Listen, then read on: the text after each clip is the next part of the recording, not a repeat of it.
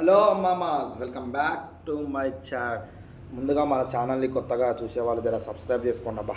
అలాగే మన previous videos చూసి నచ్చితే లైక్ చేయండి, షేర్ చేయండి. అలాగే వీడియోలో ఏమన్నా క్వాలిటీ వైజ్గా ప్లస్ ఏదన్నా స్పీకింగ్ వైజ్గా వాయిస్ వైజ్గా ఏమైనా మార్పులు చేయాలంటే జర కమెంట్ చేయండి అబ్బా. దాన్ని బట్టి నేను కూడా చేంజెస్ చేసుకుంటున్నాను. ముందుగా ఈ వీడియోలో వచ్చేసి మనందరికి తెలిసిందే అండి, అల్లు అర్జున్ కేసు ఎక్కడ వరకు వచ్చింది, ఎంతవరకు వచ్చింది అనేది. ప్లస్ ఆ కేసు ఆధారంగానే మన దిల్ రాజు గారు, కొన్ని సినీ పెద్దలు, హీరోస్, డైరెక్టర్స్ అందరూ రేవంత్ రెడ్డితో ఒక అఫీషియల్ మీటింగ్ అనేది పెట్టుకున్నారండి. దాని లోపల ఏం జరిగింది, ఫ్యూచర్లో ఎలాంటి చేంజెస్ వస్తాయి ఫిలిం ఇండస్ట్రీ తరపున అనేది ఈ వీడియోలో డిస్కస్ చేద్దామండి.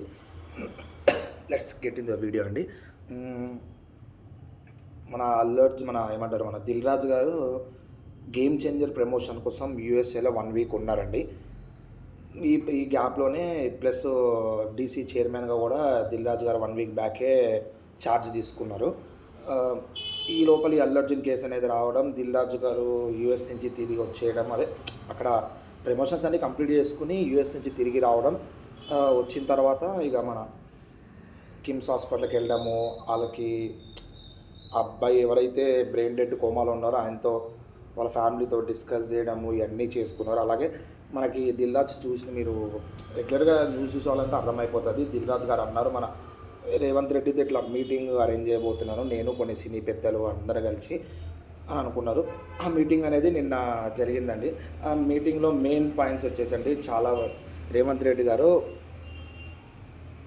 కరెక్ట్గా చెప్పేసినండి. Revanth Reddy garu benefit shows plus ticket rate hikes అనేవి జరగవు. టికెట్ రేట్ హైక్స్ ఏమో డిస్కస్ చేస్తారేమో మనకు తెలియదు, కానీ benefit shows, midnight shows, premiere shows అనేవి ఉండవు అని కరాఖండిగా చెప్పేసిందండి మన రేవంత్ రెడ్డి గారు. దీన్ని ఆచరిస్తూ కొంతమంది ఫిలిం డైరెక్టర్స్ సంతోషంగానే ఉన్నారు, కానీ లోపల బాధలు ఉన్నాయండి. ఎందుకంటే పెద్ద పెద్ద భారీ బడ్జెట్ మూవీస్ అనేవి మనకి జనవరిలో రిలీజ్ అవ్వబోతున్నాయి. జనవరి నుంచి డిసెంబర్ లోపల గేమ్ చేంజరు, ప్లస్ మనకి ప్రభాస్ గారి సినిమాలు ఉన్నాయి, ప్లస్ అనిల్ రావుపూడి బాలకృష్ణ సినిమాలు, మనకి చిరంజీవి మూవీస్ అనేది చాలా భారీ బడ్జెట్తో రిలీజ్ అవ్వబోతున్నాయండి. ఈ మూవీ అనేది కలెక్షన్స్ కొట్టాలంటే మినిమం బెనిఫిట్ షోస్ అనేది పెద్దగా మనకి కలెక్షన్స్ కిందకి రాదండి. కానీ బెనిఫిట్ షోస్ చూసిన వాళ్ళు ప్రీమియర్ షో బెనిఫిట్ షోస్ చూసి ఒకవేళ టాక్ అనేది పాజిటివ్ ఉందనుకోండి, అదనేది కలెక్షన్స్ అనేది ఇంక్రీజ్ అవుతుందండి. మన మార్నింగ్ షో అప్కమింగ్ షోస్కి కలెక్షన్స్ అనేది ఇంక్రీజ్ అవుతుంది. ప్లస్ ఒకవేళ టికెట్ రేట్స్ అనేది కొంచెం ఎక్కువ ఉన్నాయి అనుకోండి, ఇప్పుడు 500 కోట్లు బడ్జెట్ ఉంది, కొంచెం దాని బడ్జెట్ కలెక్షన్స్ కూడా ఇంక్రీజ్ అయ్యే ఛాన్సెస్ ఉన్నాయి. ఒకవేళ మామూలుగానే మల్టీప్లెక్స్ 295, నార్మల్ థియేటర్లో 200 ఇవే రేట్లు ఉన్నాయి అనుకోండి, వాళ్ళు 500 కోట్లు ఇండోర్లకి అవుతుంది. అన్ని రోజులు సినిమాలో థియేటర్లో అన్ని రోజులు మూవీస్ కూడా ఉండవండి. ఫస్ట్ ఆఫ్ ఆల్ అదొకటి కష్టమైపోతుంది. ఇంకా ప్లస్ ఈ మెయిన్ పాయింట్ కొన్ని డిస్కస్ చేసింది ఏంటంటే, ఇండియా ఇన్ఫ్రాస్ట్రక్చర్ పెరగాలి, ఎంటర్టైన్మెంట్ క్యాపిటల్ అవ్వాలి హైదరాబాదు, తెలంగాణ అని చెప్పి రేవంత్ రెడ్డి గారు అన్నారు. ప్లస్ ఇంకోటి ఏంటంటే, మూవీ ముందే మనకి ఇవన్నీ కులం గురించి ఇవన్నీ మాట్లాడాలి, మూవీ గురించి అట్లా అయితేనే ఓకే అని చెప్పారు. నేను ఎప్పుడు ఈ కాంగ్రెస్ ప్రభుత్వం ఎప్పుడు ఇండస్ట్రీకి విరుద్ధం కాదు, ఫిలిం ఇండస్ట్రీకి విరుద్ధం కాదు, మేము ఏం చేసినా మన ఇండస్ట్రీ డెవలప్మెంట్ కోసమే చేస్తాము అని అన్నారు. ప్లస్ ఇంకొకటి ఏదో ట్యాక్స్ పేరు చెప్పినట్టు ఐడియా లేదు, ఆ ట్యాక్స్ అనేది అడిషనల్గా యాడ్ చేసి ఆ వచ్చిన డబ్బుల్ని మన SC ST hostels plus government స్కూల్స్కి ట్రాన్స్ఫర్ చేసి అక్కడ డెవలప్మెంట్స్ అనేది ఇంప్లిమెంట్ చేసేలాగా నేను చూసుకుంటానని చెప్పి రేవంత్ రెడ్డి గారు ఇది ఒక పాయింట్ చెప్పినారండి. ప్లస్ ఇంకోటి డిస్కస్ చేసింది ఏంటనగానే, మన ఏమంటారు బాలీవుడ్ వాళ్ళు, మన తమిళ వాళ్ళు, కేరళ వాళ్ళు అందరూ వచ్చి హైదరాబాద్లో మూవీస్ తీసుకుంటున్నారు. ఇదే రేంజ్ హాలీవుడ్ వాళ్ళు కూడా వచ్చి మన దగ్గర తీసుకోవాలి, ఆ రకంగా మీ ఫిలిం ఇండస్ట్రీ వాళ్ళు మార్చాలి అని రేవంత్ రెడ్డి గారు ఒక పాయింట్ రేజ్ చేసినారండి. దీని లోపల త్రివిక్రమ్ కూడా అన్నారండి, మన ఎన్టీఆర్, ఏఎన్ఆర్ వీళ్ళందరూ ఒకవేళ ఇండస్ట్రీని హైదరాబాద్ తీసుకురాకపోతే ఇదంతా ఏది కాదు కదా అని అన్నారు. అప్పుడు రేవంత్ రెడ్డి అన్నది అంటే, మేము ఎప్పుడన్నా ఫిలిం ఇండస్ట్రీకి సపోర్ట్ చేస్తాము, ఫిలిం ఇండస్ట్రీ కాంగ్రెస్ ప్రభుత్వం ఇప్పుడు సపోర్ట్లోనే ఉంటుంది, కొన్ని చేంజెస్ వల్ల ఇట్లా అవ్వాల్సి వచ్చింది అని అన్నాడు. ఆ రోజు అల్లు అర్జున్ ఇన్సిడెంట్ యాక్సిడెంటల్ అయింది, ఎవ్వరు అనుకుని అవ్వదు కానీ అన్నారు. ఈ benefit shows, midnight shows cancel చేయడం వల్ల పెద్ద ఏం ఉండదు కానండి.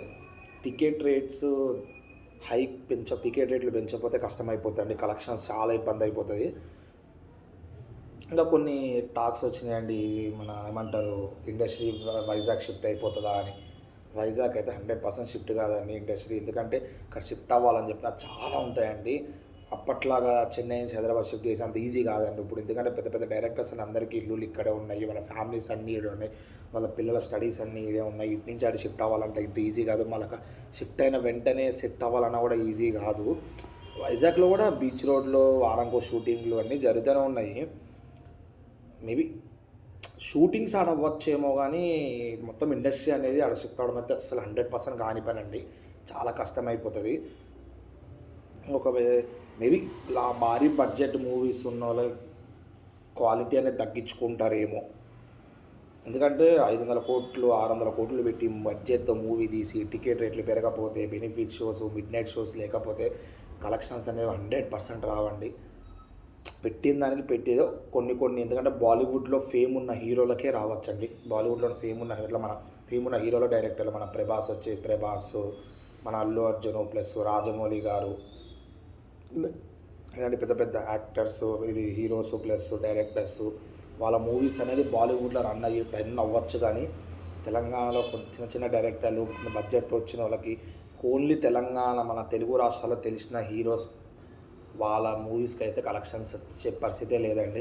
అంత భారీ పెట్టుకుంటే లాంగ్ రన్లో మూవీ రన్ అయితే వచ్చే ఛాన్సెస్ ఉన్నాయేమో, అంతేగాని వచ్చేటైతే 100% లేవండి. పెట్టినాక 500 కోట్ల 600 కోట్లు పెడితే అసలు వచ్చేటట్టే లేవండి. ప్లస్ మళ్ళీ మహేష్ బాబుది రాజమౌళి సినిమా 1000 కోట్లు బడ్జెట్ అంట, 2 పార్ట్స్ కానీ 1000 కోట్లు బడ్జెట్ అంట, అది ఏడు వరకు తీసుకెళ్తే అర్థం కాదు. ఇప్పుడు మనకు వచ్చే మన ప్రభాస్ సినిమాలు కూడా ఉన్నాయి కండి, సలార్ 2, కల్కి 2 ప్లస్ రాజా సాబు, ఇవి కూడా భారీ బడ్జెట్తో వస్తున్నాయి.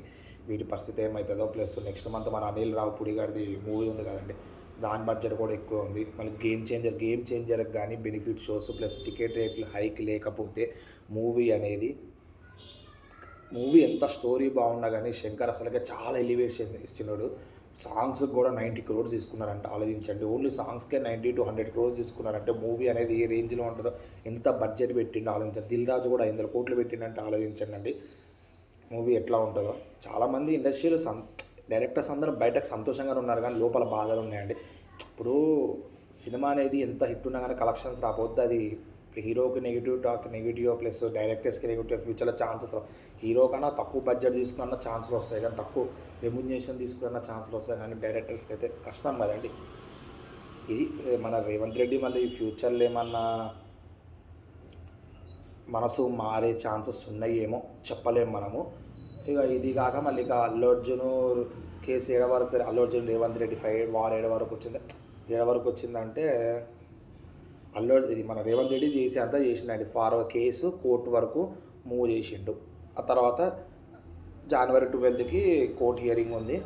ఇక దాన్ని బట్టి ఆ కోర్టు డిసైడ్ అయితే అది బెయిల్ రిజెక్ట్ అయ్యి జైలుకి వెళ్తాడండి, లేదంటే బెయిల్ కంటిన్యూ అయ్యి బయటే ఉండిపోతాడు. డిపెండ్స్ అపాన్ కోర్ట్ అండి. మన రేవంత్ రెడ్డి కోర్టు వరకు తీసుకెళ్ళడం ఆయన బాధ్యత. అదంతా ఒకవేళ మన ఆధారాలు అన్నీ అల్లు అర్జున్కి విరుద్ధంగా ఉంటే కష్టమే. అల్లు అర్జున్కి సపోర్ట్ చేసినట్టే ఉంటే అల్లు అర్జున్ బెయిల్ కొనసాగుతుంది, లేదంటే రిజెక్ట్ అవుతుందండి. దానిపై చూద్దాం అప్పటి వరకు ఏమవుతుందో. ఇలాంటి అప్డేట్స్ మీకు రోజు కావాలంటే ఇక మన ఛానల్ ఒకసారి సబ్స్క్రైబ్ చేసుకోండి. దట్స్ ఇట్ అండి ఈరోజుకి.